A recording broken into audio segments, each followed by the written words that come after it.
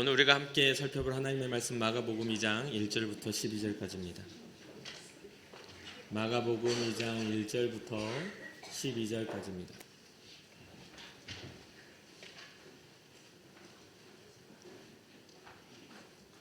한 절 한 절 교독하고 마지막 절은 함께 읽겠습니다. 수일 후에 예수께서 다시 가버나움에 들어가시니 집에 계시다는 소문이 들린지라.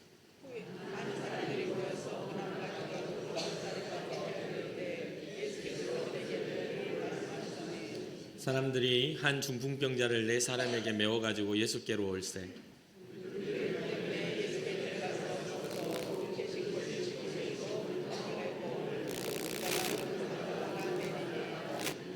예수께서 그들의 믿음을 보시고 중풍병자에게 이르시되 작은 자야 내 죄 사함을 받았느니라 하시니 이 사람이 어찌 이렇게 말하는가? 신성모독이로다. 오직 하나님 한 분 외에는 누가 능히 죄를 사하겠느냐?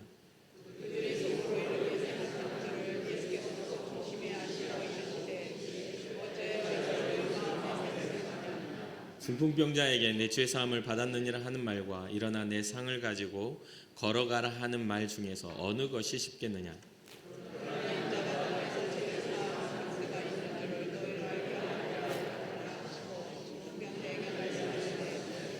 내가 내게 이르노니 일어나 내 상을 가지고 집으로 가라 하시니 그가 일어나 그 상을 가지고 모든 사람 앞에서 나가거나 그들이 다 놀라 하나님께 영광을 돌리며 이르되 우리가 이런 일을 도무지 보지 못하였다 하더라. 아멘. 아멘. 지난주에도 말씀드렸지만 요즘에 사람 찾는 게 제 취미입니다. 한 사람부터 찾아서 두 사람 다음에 세 사람 다음에 네 사람을 이렇게 찾아보게 되었는데요. 앞으로 몇 사람까지 찾을지는 저도 잘 모르겠습니다만 그래도 오늘도 우리에게 주시는 영적인 교훈을 통해서 우리가 어느 자리, 어느 믿음의 위치에 서야 되는지를 깨달아 아는 그러한 은혜가 있기를 주님의 이름으로 축복합니다. 오늘 네 사람의 이야기를 하지만 가장 중점적인 것은 네 부류의 사람을 우리가 좀 살펴보면 좋겠어요. 그 안에서 이 네 사람의 위치가 어떤 모습으로 어떤 쓰임을 되었는지를 보는 것이 더 중요할 것 같습니다. 이 중풍병자의 사건이 마태복음 9장과 또 누가복음 5장에서도 동일하게 기록하지만 움직이지 못하는 중풍병자를 짊어졌던 네 사람의 이야기는 이 마가복음에서만 나옵니다. 마가복음 1장의 사역을 주님의 사역을 잠깐 살펴보면 예수님을 만나는 순간 더러운 귀신이 떠나가게 되고 또 예수님의 제자 베드로의 장모가 열병에 걸렸을 때 주님을 만남으로 그 열병이 고쳐지게 되고 또 여러 이러한 소문들을 듣고 찾아왔던 사람들 모든 병자들이나 귀신 들린 사람들이 예수님을 만남으로 인해서 이 모든 것들이 해결되고 악한 귀신이 떠나가는 것들을 보게 됩니다. 그래서 베드로의 집 앞에 많은 사람들이 모여지게 되죠.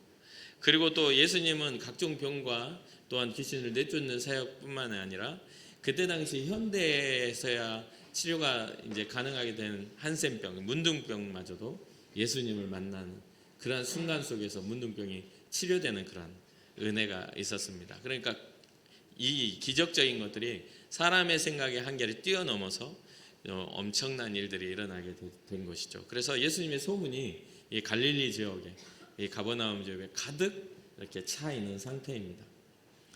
그래서 수많은 곳에서 예수님이 가는 곳마다 사람들이 모여들게 되고 사람들이 가득하게 되었습니다. 사방에서 모여들었죠.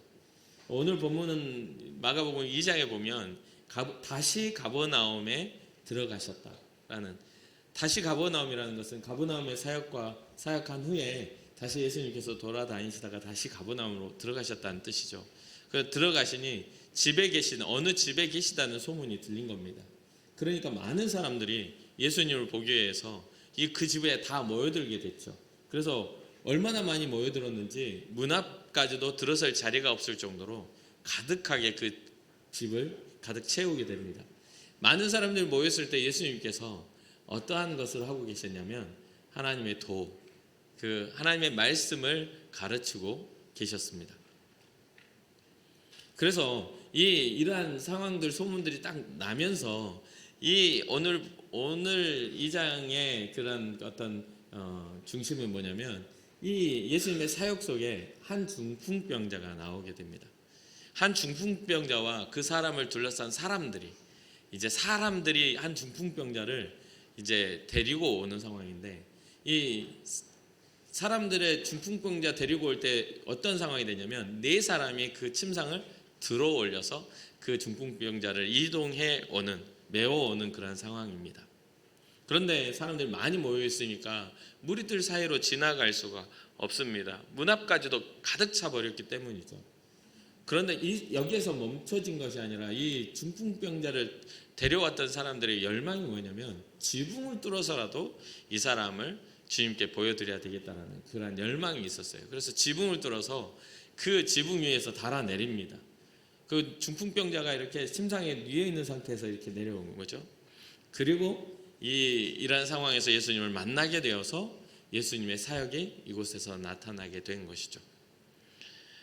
여기서 보면은 이 사람들의 믿음을 보시고 예수님께서 이 작은 중풍병자에게 작은 자야 너의 죄사함을 받았느니라라는 죄사함의 선언을 하십니다. 조금 더 이제 진행하면서 이 상황에 대해서 더 부연 설명을 하겠습니다.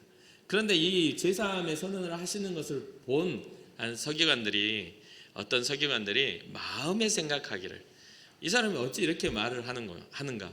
신성을 모독하는 것이다라고 생각을 하죠. 그러면서 오직 하나님 한 분 외에는 누가 능히 죄를 사할 수 있겠는가라는 그런 생각을 합니다. 신성 모독자로 예수님을 생각하죠. 그런데 마음에 생각했는데 이 중심에 예수님께서 어떤 생각을 하는지를 아시고 어찌하여 이것을 마음에 생각하느냐라고 그들에게 예수님이 말씀하십니다. 그래서 예수님은 어떠한 분이시다? 사람의 중심의 생각까지도 아시는 분이시다는 것을 이렇게 나타내 보여주죠. 그러면서 예수님이 말씀하십니다. 중풍병자에게 네 죄사함을 받았느니라 하는 말과 일어나 내 침상을 내 상을 가지고 걸어가라 하는 것 중 어떤 것이 쉽겠느냐라고 질문을 하죠. 이 질문에는 어떻게 보면 둘 다 어려운 일입니다. 그런데 예수님께서 이런 질문을 하신 질문의 이유가 어디에 나타나냐면 10절이죠. 그러나 인자가 땅에서 죄를 사하는 권세가 있는 줄을 너희로 알게 하려 하노라 말씀하시는 거죠. 그러니까 뭐냐면 둘 다 어려운 일이지만 주님께서 이 땅에 오신 본질적인 것은 죄사함이라는 것을 먼저 가르쳐 주시는 내용입니다. 그러면서 내가 내게 이르노니 일어나 내 상을 들고 너 침상을 가지고 집으로 가라 하시면서 이 중풍병자가 사람들이 보는 곳에서 자기의 침상을 들고 이제 모든 사람 앞에서 나가는 그런 상황들이에요. 그래서 사람들이 다 놀라서 누구에게 영광을 돌려? 하나님께 영광을 돌리며, 이런 일을 우리가 도무지 본 적이 없다라고 하는 그런 소문들이 다시 나타나게 된 것이죠. 여기서 오늘 우리 이야기가 아주 간단하게 어려운 이야기가 아니잖아요. 이 이야기는 네 가지의 관점으로 우리가 살펴볼 수가 있습니다. 첫 번째는 병든 중풍병자의 관점입니다. 현대에도 중풍병은 참 고치기가 쉽지 않은 병이죠. 중풍병이라는 건 뇌혈관에 장애가 생기고 또 그러한 것들이 뇌졸중이라는 다른 이야기도 하죠. 그러면서 전신 마비에 또 여러 가지 마비에 걸리거나 아니면 사망하는 병에 이르는 병입니다. 이 병을 갖게 된 사람은 정신은 멀쩡한데 몸을 제대로 쓸 수가 없기 때문에 굉장히 큰 절망에 사로잡힐 수밖에 없는 그런 병이죠. 그런데 오늘 본문에 보면 이 병에 걸린 한 사람, 이 중풍병자와 그 사람을 둘러싸이는 많은 사람들, 이 사람들을 볼 수 있는데 이 중풍병자는 어떤 상황이에요? 스스로 자기의 문제를 해결할 힘이 없는 사람입니다. 스스로 자기의 문제를 해결할 능력을 잃어버린 상실한 사람이죠. 이 중풍병자는 아마도 누워 있어도 많은 사람들의 그 소란스러움 때문에 예수님이 그 가버나움에 들어오셨다는 것을 이 중풍병자가 들을 수 있었을 겁니다. 왜요? 이 사람은 스스로 해결한 능력은 없지만 주변에 사람이 많았던 사람 같아요. 주변에 그를 사랑하고 그를 위해 줬던 사람들이 많았던 사람 같아요. 그러면은 이 사람들이 예수님이 오셨다는 이야기를 중풍병자에게 하지 않았을까요? 여봐. 예수님이 오셨대. 라고 이야기 분명히 했을 겁니다. 그렇죠? 그렇게 이야기를 했는데 그렇게 이야기를 들으면 이 마음에 어떤 생각이 들까요? 열망이 생기겠죠. 나도 예수님을 만나고 싶다. 나도 예수님을 만나서 그 소문으로만 들었던 그 기적적인 일들을 내가 경험하고 싶다. 이런 생각을 분명히 했을 것입니다. 그럼에도 이 중풍병자는 스스로 문제를 해결할 능력이 없는 사람입니다. 오늘날에 이러한 영적인 중풍병에 걸린 사람들이 많아요. 스스로 주님 앞에 나아오지 못하는 사람들, 누군가가 도와줘야만 주님을 찾는 사람들. 이해가 되시나요? 두 번째는 이 사람들과 내 침상에 기퉁이를 들어올렸던 네 사람이 나옵니다. 예수님의 소문은 갈급한 사람에게만 들려지는 게 아니죠. 뭔가 병들고 뭔가 문제가 생기고 뭔가 자기의 삶에 큰 어떤 어려움이 생긴 사람들에게만 예수님의 소문은 들려지지 않습니다. 이때 당시의 상황에서 오늘날에도 마찬가지예요. 예수님의 소문은 누구나에게 들려집니다. 건강한 사람들도 예수님의 소문을 들었죠. 그 소문의 주인공이 자기의 터전인 자기의 삶의 터전인 가버나움으로 다시 들어오셨다. 그리고 우리가 알고 있는 어느 집으로 들어가셨다. 이 소문을 듣게 되었죠. 그러한 건강한 사람이 이 소문을 듣고서 여기에는 누구를 생각했어요? 병든 내 친구? 스스로 삶을 해결하지 못하는 이 어려움을 당하는 이 사람들은 생각했다는 거예요. 그래서 갑작스럽게 이 중풍병이나 이런 병들은, 뇌졸중은 갑작스럽게 찾아오는 거 아닙니까? 즐겁게 같이 나들이를 하고 즐겁게 같이 인생을 논했던 나의 친구가 갑작스러운 질병으로 누워있는 것들을 보면서 얼마나 가슴 아파하고 슬퍼했겠어요. 그러나 소망적인 이야기가 들린 겁니다. 예수님이 오셨대. 다시 오셨대. 그분을 만나기만 하면 너에게 일어난 모든 일들은 해결될 수 있어. 그런데 중풍병자는 어떤 생각을 했어요? 내가 어떻게 만날 수 있겠냐라고 생각하지 않겠어요? 그런데 이 사람들의 이러한 마음은 그냥 그러한 예수님이 오셨다는 소문을 접하고 거기로 끝나는 게 아니라 그 중풍병자인 자기의 친구를 예수님께 데리고 가겠다라는 그런 결정을 하게 됩니다. 그런 사람들의 결정 속에 네 사람이 자진하여 침상에 네 기퉁이를 짊어지게 되죠. 어떻게 할까 고민하고 있는 그때에 우리가 데리고 한번 가보자. 먼저 들어. 그걸 들고서 상을 들고 이제 주님께 가요. 그리고 세 번째는 조금 더 나중에 살펴볼게요. 세 번째는 예수님입니다. 이 본문 이후에 계속 나오는 안식일 논쟁이나 또 죄사함에 대한 논쟁을 불러일으키는 사건이 오늘 일어나는 거거든요. 그런 사건이 일어남에도 불구하고 그 중심에 어떤 생각을 가지고 있는지를 아시면서도, 모르는 게 아니라 아시면서도 예수님은 그 중풍병자의 병을 고쳐주기 이전에 뭐를요? 내 죄가 작은 자야, 네 죄가 사함을 얻었다라고 하며 죄사함의 선언을 하시죠. 왜요? 예수님의 사역의 아주 중요한 본질인 것은 뭐냐면 예수님이 이 땅에 오셔서 우리의 삶의 문제를 해결하러 오신 게 아니라 우리의 인생, 그러니까 하나님과 우리의 관계의 죄의 문제를 해결하기 위해서 이 땅에 오셨음을 정확하게 보여주고 있는 것이죠. 예수님이 이 땅에 오셔서 우리로 하여금 보여주시고자 했던 그런 모든 사역들은 이 땅에서 살아가고 끝나는 이 땅의 일을 가르쳐 주시기 위해서가 아닙니다. 이 땅의 형통을 가르쳐 주시기 위해서가 아니에요. 하나님이 우리를 창조하셨고 우리를 어떻게 영화롭게 하실지에 대한 일을 나타내기 위해서 오신 것이죠. 죄가 사해지고 하나님과 관계가 회복됨으로 말미암아 우리가 참된 구원, 참된 영적 건강, 육적 건강을 얻게 되었다라는 것을 가르쳐 주시기 위해 이 땅에 오신 것입니다. 자꾸만 우리는 예수님을 우리의 삶의 소원을 들어주시는 존재로 인식하려 듭니다. 예수님을 믿을 때 예수님께서 우리의 삶의 문제를 해결해 주시는 게 우리의 삶의 최선이고 최고인 것처럼 자꾸 착각을 해요. 그렇게 결론을 맺고 싶어 해요. 그런데 사랑하는 성도 여러분, 우리의 인생의 문제가 해결되는 것은요, 주님을 믿음으로 자연스럽게 따라오는 부수적인 열매라고 여기셔야 합니다. 먼저 주님을 만나게 되면 뭐가 해결되냐면 우리의 본질적인 저주하랬던 사망에서 생명으로 옮겨지는 것이 해결되는 겁니다. 사망의 저주가 끊어지는 거예요.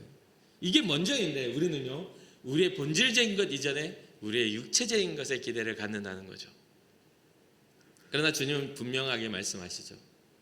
주님이 죄사함에 권세가 있는 줄을 알게 하시는 사역을 우리에게 보여주심으로 말미암아 우리의 인생이 가지고 있는 가장 두려운 문제, 죽음의 문제를 주님은 해결하셨습니다.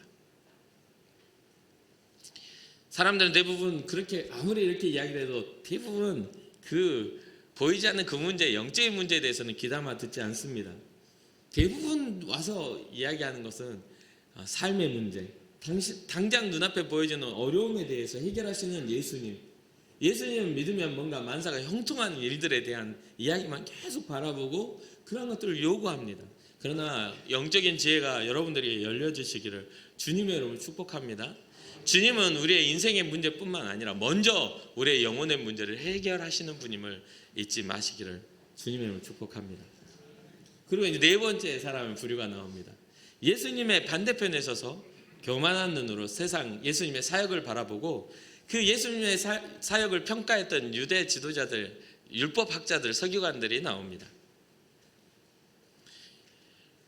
이 대표적인 어떤 지도자들은 우리가 성경상에 결국은 예수님을 십자가에 못 박아 죽이라고 넘겨주었던 그 대표적인 사람들은 대제사장과 또 바리새인과 사두개인과 서기관, 율법학자들입니다. 이들은 하나님의 뜻을 안다라고 했던 사람들이고 하나님의 뜻대로 살아간다라고 여겼던 사람들이기도 합니다. 스스로 거룩하게 삶을 구별했다고 생각했던 사람들이기도 해요. 그런데 이 율법학자들, 하나님의 말씀을 연구하는 사람들이 예수님의 이 사역을 보면서 마음속에서 생각한 게 뭐예요? 신성모독이로다. 죄사함의 권세는 하나님밖에 없거늘 신성을 모독하는도다 라고 하며 예수님에 대한 비판을 그 마음속과 또 나중에는 그 삶에서 나타내게 되죠. 그들의 생각은 너무나 단단해서 예수님이 결국은 십자가에 달려 죽기까지 그들은 고집스럽게 주님을 반대하고 주님을 대적합니다. 이 네 가지의 유형의 사람들 너무나 또 간단하게 여러분들 소개해 드렸는데 여러분들은 어떤 유형에 속해 있는 사람인가? 나 자신은 지금 어떤 유형에 속해 있는 사람인가? 물론 예수님의 몫은 우리가 따라가지 못하기 때문에 이 세 부류의 사람, 첫 번째는 혹시나 나는 영적인 중풍병자는 아닌가? 내 스스로는 하나님을 찾을 수 없는 존재는 아닌가? 주님 앞에 스스로 내 의지를 가지고 나아올 수 없는 영적 중풍병에 걸려있지는 않는가를 고민해 보셔야 합니다. 누군가 꼭 챙겨야만 나올 수 있는 거예요. 누군가 여러분의 삶에 내 귀퉁이를 꼭 들어줘야 나오는 거죠. 아니 1년을 믿어도 5년을 믿어도 10년을 믿어도 20년을 믿어도 30년 아니 50년을 믿어도 손님인 사람이 있어요. 주님 앞에 손님인 사람. 항상 영적인 어떤 부분들에 있어서 우리가 영적인 중풍병에 걸리지 않기를 우리는 소망해야 합니다. 우리 스스로가 주님을 찾고 주님을 만나는 것을 즐거워할 수 있는 사람. 두 번째입니다. 믿음으로 중풍병자를 도울 수 있는 사람이 되어야 합니다. 여기 앉아 계신 분들은 대부분이 이 네 사람의 네 귀퉁이를 짊어진 사람이라고 저는 생각해요. 어떤 누군가 어려운 영적인 어려움이나 삶의 어려움을 봤을 때 다가가서 그 사람이 누워있는 침상 네 귀퉁이를 들어줄 수 있는 사람, 그 사람에게 좋은 소식을 들려줄 수 있는 사람. 예수님이 오셨대. 이제 예수님만 만나면 너의 삶이 이제 변화될 수 있겠다. 이 사람들은요, 이 네 사람은 인의 장막을 두려워하지 않았어요. 둘러쳐진 집의 벽들을 두려워하지 않았어요. 결국 그들이 주님께 나아갈 방법이 없으니까 이 네 사람은 그 침상을 메고 지붕 위에 올라가요. 그리고 지붕을 뜯어내기 시작합니다. 짊어진 것도 힘든데 지붕을 뜯어내고 있는 거예요. 아마도 여러분 생각해 보세요. 누가 내 지붕을 뜯어요? 그럼 뭐라고 하시겠어요? 고쳐놓고 가. 기적적인 일이 났지만 결국은 현실적인 부분은 야, 남의 집 뜯으면 어떡해? 다시 고쳐놔. 그런데도 이 사람들은 그러한 수고를 아끼지 않았어요. 지붕을 뜯어내고 줄을 매달아 예수님 앞에 그를 내려놓고 있는 것을 보게 됩니다. 이 믿음으로 중풍병자를 도왔던 사람들, 이들의 믿음이 작은 그 중풍병자의 작은 자연, 그들의 믿음을 보시고 이 중풍병자의 병을 고치시는 영적인 문제를 해결하시는 주님을 기억하시기 바랍니다. 여러분들이 그러한 네 사람이 되어서 누군가를 살리는 은혜가 있기를 주님의 이름으로 축복합니다. 현실 앞에 서서 안 된다, 어떻게 나는 못하겠다 포기하는 그런 모습이 아니라 오히려 그러한 것들을 극복하고 영혼을 살리고 너를 살릴 수 있다면 내가 뭐를 못하겠냐라는 그러한 어떤 믿음의 작정을 가진 사람들. 세 번째 부류의 사람입니다. 은혜의 참여자가 아니라 비평가가 되지 않기를 주님의 이름으로 축복합니다. 옳은 말은 잘해요. 들어보면 옳은 말인데 그 옳은 말이 필요 없는 관계인 거죠. 하나님은 그보다 더 크시고 하나님이 위대하시면 더욱더 놀라운 일을 이루실 수 있는데 아니 그 한계를 스스로가 정해놔요. 안 될 거야. 아유 그렇게 하면 안 되지. 교회 안에서 옳은 말은 잘해요. 그러나 하나님의 일은 믿음으로 하는 겁니다. 주님 앞에 신뢰하는 그런 믿음으로 주의 일을 하는 거예요. 그렇게 우리가 우리의 한계를 미리 정해놓고 하나님이 하실 일들을 단정 지어버린다면 죄사함도 일어나지 못할 뿐만 아니라 병고침도 일어나지 못하게 되겠죠. 가끔은 내가 당하는 고통이나 어려움이 아니지 너무나 쉽게 그 일들을 이야기하는 경우들을 봅니다. 사랑하는 성도 여러분, 우리는 이 비평가가 돼서는 안 돼요. 예수님이 하실 일들을 바라보며 예수님이 가셨던 그 길들을 바라보며 그냥 구경꾼이 되어서는 안 됩니다. 마음으로든 삶의 고백으로든 주님이 기뻐하시는 그런 믿음의 현장 속에 믿음을 가지고 주님 앞에 나아가는 그런 사람들이 되어야 할 것입니다. 사랑하는 성도 여러분, 우리는 내 침상을 짊어진 네 사람이 분명히 될 수가 있습니다. 지금도 스스로 주님께 나오지 못하는 사람들이 있고 그가 여러분들의 마음의 한쪽에 중요한 사람으로 자리 잡고 있다면 그러한 것들을 깨닫는다면 그냥 그를 침상처로 들고 나오세요. 그냥 내버려 두지 말고 뚝 떠서 오세요. 너 그러다가 큰일 나겠다. 주님이 널 부르신다. 주님 앞에 온전히 잘 살아가던 사람들이 지금 코로나로 인해 얼마나 많은 사람들이 믿음이 상실하고 중풍병에 걸려버린지 몰라요. 여러분 주변에는 없으십니까? 분명히 신앙생활을 잘했던 사람들인데 코로나 아이고 잘됐다고 코로나로 인해 교회 안 나가면서도 아주 잘 살고 있어. 번들번들하게 더 기름지게. 근데 그게 진짜 잘 사는 겁니까? 우리가 그게 믿는 믿음입니까? 아니요. 절대 그럴 수가 없습니다. 주님의 심판의 때가 가까이 오고 있어요. 주님이 우리를 추수하고 우리의 삶을 알곡인지 쭉정인지를 판단하실 때가 가까이 오고 있다고요. 그런데 그걸 보면서도 아유 교회 안 나가니까 괜찮지. 부담스러울까 봐 말 안 하려고 그러는데 웬만하면 어찌 그러냐. 그리고 한 번 이야기했으니까 다음에는 두 번 이야기는 좀 그래가지고 세 번 이야기는 더 그러니까 그냥 가만히 계시다가 주님이 딱 오셔 짜잔 이제 심판할게. 큰일 나는 겁니다 진짜. 사랑하는 성도 여러분, 우리는 침상을 짊어진 네 사람처럼 돼가지고 우리 연합합시다. 이 땅에 이 교회 가운데 우리는 이 교회가 침상을 짊어진 네 사람 같은 교회가 되기를 원해요. 죽어가는 사람들에게 그냥 관망하고 구경하고 있는 그런 우리의 모습이 아니라 전도지 들고 나가서 전도하고 교회는 다녀봤다고 하면 계속 번들번들하게 찾아가지고 예수 믿고 천국 가자고 다시 회복하자고 그렇게 초청하고 또 초청하고 안 되면 침상대로 떠매가지고 와가지고 올 수 있도록 막 초청 잔치를 막 벌이고 돼지라도 좀 잡자고요. 그거 어려운 거 아니잖아요. 도시니까 전도 축제하면서 막 돼지 잡아서 동네 사람들 초청하면 안 됩니까? 제가 말씀드렸죠. 부흥의 이유는요, 아주 단순합니다. 과거로부터 지금까지 아주 단순해요. 초청해야 돼요. 와보라고. 아니, 소머리라도 눌러가지고 뭐 소머리 국밥이라도 해야 되지 않겠어요? 아무것도 하지 않으면 아무런 일도 일어나지 않습니다. 씨앗을 뿌리지 않으면 싹이 나지 않는 거예요. 우리는 계속해서 전도하는 교회가 돼야 될 줄 믿습니다. 계속해서 예수님의 소문을 우리가 민감하게 받아들이며 이곳 가운데 예수님의 소문이 날 수 있도록 이 집을 가득 채워야 될 줄 믿습니다. 우리가 보여지는 사람들 영적 중풍병자에 걸린 것 같으면 아주 네 사람이 가지고 떠매가지고 와야 되는 교회가 될 줄 믿습니다. 우리는 세상에 보내는 예수님의 편지가 되는 교회가 되어야 될 줄 믿습니다. 생명을 살리고 복음을 전하는 복음을 가진 자들이 되는 교회. 눈앞에 보이는 장애물 때문에 포기하는 교회가 아니라 오히려 그 장애물을 뛰어넘어 지붕이라도 뜯어내는 그러한 교회. 하나님의 소원을 이루기 위하여 열심을 품은 사람들의 교회. 우리는 중풍병자 걸린 사람들이 아니잖아요. 우리는 네 사람이 됩시다. 네 사람이 되시자고요.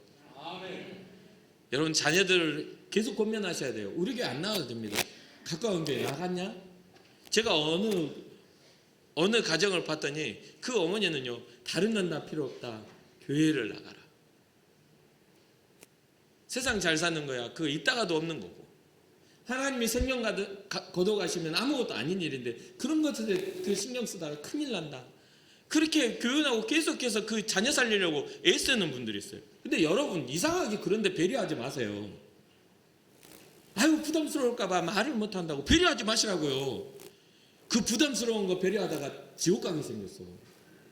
하나님 심판대 앞에 서게 생겼다고요. 그런 건 배려하는 거 아닙니다. 싫은 소리라도 여러분들 돌아가실 때도 말하고 돌아가셔야 돼요. 내가 다른 건 다 필요 없는데 예수님은 믿어야 된다 하고 딱 죽어야지. 그런 소원을 가져야지. 그래서 제가 시골에 있을 때 저희 교회 권사님 때문에 참 많이 운 적이 있어요. 그 권사님이 아주 그냥 얼마나 까칠스러운지 몰라. 시골 담임목회 때 까칠해. 아주 그냥 동네에서 까칠하다고 소문나. 근데 어느 순간에 엄청 온순해졌어요. 봤더니 온순해진 이유가 치매에 걸렸어. 그러니까 자기 까칠함을 잊어버렸어. 무슨 말인지 아세요? 평생 까칠하게 살았는데 치매에 걸리니까 엄청 온순해졌어. 그래가지고요, 그분이 다 잊어버렸는데 뭐만 기억하냐면 예배하는 시간만 기억해. 다 잊어버렸는데 예배하는 시간만 기억해. 그래서 자녀가 교회를 안 나오는데 어느 날은 연락이 와서 목사님 정말 괴로워 죽겠다고. 아니 왜 그러세요? 어머니가 오늘 며칠이냐? 지금은 몇 시냐? 교회에 갈 시간이냐? 이거를 일주일 내도록 물어보신대요. 그러니까는 이 자녀는 교회를 안 나가는데 계속 그렇게 물어보니까 교회 갈 시간을 자기가 체크하고 있는 거예요. 어머니 이제 교회 갈 시간이에요. 그러냐? 하고 교회에 오셔. 그래서 교회 오시면 치매 증상이 하나도 없어요. 찬양도 잘 부르시고 기도도 잘 하시고 뭐 성도들하고 어울리는 거 이야기하는 거 정상이야. 다 정상. 아무것도 이상이 없어요. 근데 교회 밖을 떠나가면 교회에 대한 이야기 외에는 다 잊어버리시는 거예요.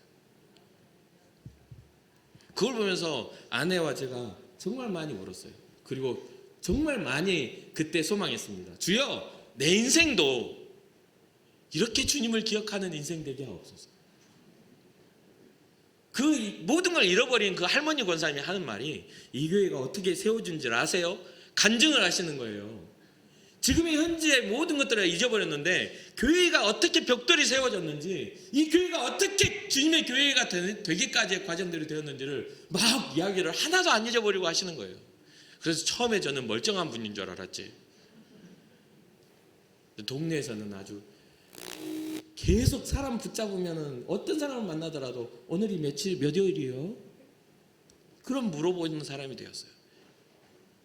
사랑하는 성도 여러분, 우리가 주님 앞에 진짜 영원히 구원받는 인생 되기를 주님의 이름으로 축복합니다. 영적인 중풍병에 걸리지 않기를 주님의 이름으로 축복합니다. 주님을 잃어버린 그러한 삶이 되지 않기를 진짜 주님의 이름으로 축복합니다. 우리가 이제는 주님을 잃어버린 사람이라 할지라도 내 침상 기퉁이를 들고 주님 앞에 데려올 줄 아는 그런 생명 살리는 그러한 열정자 되기를 주님의 이름으로 축복합니다. 그러한 교회가 되기를 주님의 이름으로 축복합니다. 우리는 안 된다는 한계를 스스로 벗어나야 합니다. 우리 주님은 능치 못하시는 일이 없는 분이세요. 누가복음 1장 37절 대저 하나님의 모든 말씀은 능하지 못하심이 없느니라. 하나님의 모든 말씀은 그 말씀은 천지를 창조하시고 그 말씀은 진리가 되어 우리의 생명을 살리시는 그러한 은혜입니다. 우리에게 한계라고 생각되는 일이라 할지라도 우리 주님이 우리와 만나주시기만 하면 됩니다. 예수 그리스도 앞에 나오기만 하면 돼요. 그리고 신실하신 주님을 바라보고 주님 앞에 온전히 우리의 모습을 내어놓을 때에 우리의 모든 연약함은 해결될 것이고 우리의 모든 삶의 문제 또한 해결하여 주실 줄로 믿습니다. 우리가 성전 마당만 밟는 인생이 아니라 성전에 나와 주님의 말씀에 감격하고 그 감격을 세상에 전해줄 수 있는 그러한 은혜와 복이 있기를 주님의 이름으로 축복합니다.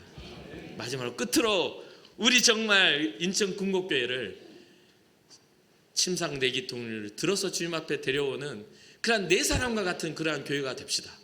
죽어가는 영혼 외면하는 사람이 아니라 안타까워하며 살릴 줄 아는 그러한 교회, 주께서 기뻐하시는, 주께서 죄 사함의 선언을 하실 수 있는 그러한 은혜의 현장을 만들어가는 교회, 그러한 교회가 되기를 주님의 이름으로 축복합니다. 잠시 기도하겠습니다. 살아계신 하나님, 오늘도 우리에게 허락하신 은혜를 따라 주님의 전에 나와 주께서 우리를 살리시는 은혜를 경험하게 하시니 감사합니다. 예수 그리스도의 보혈과 그 능력으로 말미암아 우리의 죄를 사하여 주시고 또 우리의 인생의 연약함과 인생의 문제까지도 해결하신 주님을 기대합니다. 주여, 혹시나 우리가 영적인 중풍병에 걸려 있어 스스로 주님 앞에 나오지 못할지라도 주여, 우리가 주님 앞에 열망을 가지고 주님 앞에 나아올 수 있는 그런 믿음의 동역자들을 붙여주시고 또한 우리 주변에 영적인 것들을 상실하여 영적 기능을 잃어버린 사람이 있다면 하나님, 우리를 보내셔서 그를 주님 앞에 초대할 수 있는 주님의 세상에 그들에게 보내는 예수 그리스도의 복음의 편지가 우리가 되게 하여 주시옵소서. 그래서 우리에게 닥쳐오는 어려운 현실적인 문제나 여러 가지의 상황적 문제들도 극복하여 믿음으로 이겨내서 지붕이라도 뜯어낼 수 있는 그런 믿음의 결단력이 우리 가운데 있게 하여 주시옵소서. 우리 인천 궁곡교회가 사람 살리는 교회가 되길 원합니다. 영혼의 잘됨과 같이 범사가 잘 되는 은혜가 우리 성도들 가운데 넘쳐나게 하여 주시옵소서. 감사를 드리며 예수님의 이름으로 축복하며 기도합니다. 아멘.